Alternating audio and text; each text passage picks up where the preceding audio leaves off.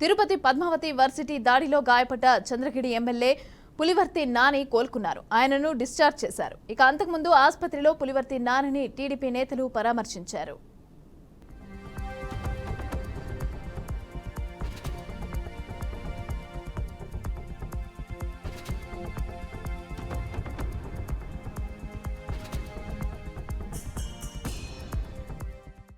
ఎప్పుడూ లేని విధంగా కూడా ఇంత దారుణంగా అంటే అక్కడ ఉన్నటువంటి అంటే యూనివర్సిటీ లోపల వచ్చి ఈ రకంగా దాడులు చేయడం ఎట్లా చూడాలి?